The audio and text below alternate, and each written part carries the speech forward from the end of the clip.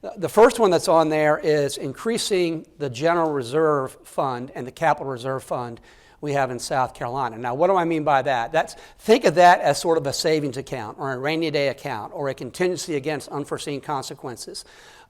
States are rated by credit agencies based on their financial solvency, based on the money they set aside.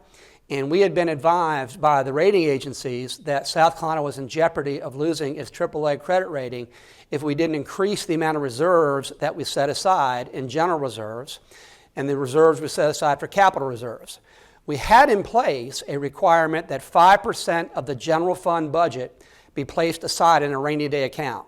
Okay, and so last year the general fund revenues, and when I refer to general fund revenues, I'm talking about the income taxes, the sales taxes, all the revenues that South Carolinians pay into Columbia, and the money that we have then to appropriate on your behalf. That's the general fund.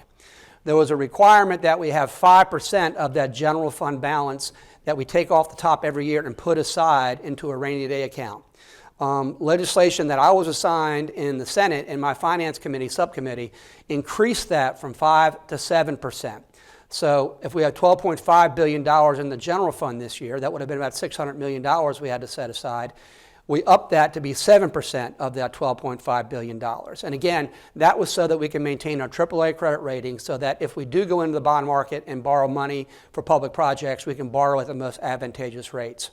The second thing we have is we had a requirement that 2% of the general fund balance be set aside for capital projects, a capital reserve fund. Because in South Carolina, we have a bias towards paying for large projects with cash instead of borrowing. Okay, so and I think that's one thing people need to understand about South Carolina in our finances. We are extremely conservative when it comes to budgeting. We have a balanced budget requirement.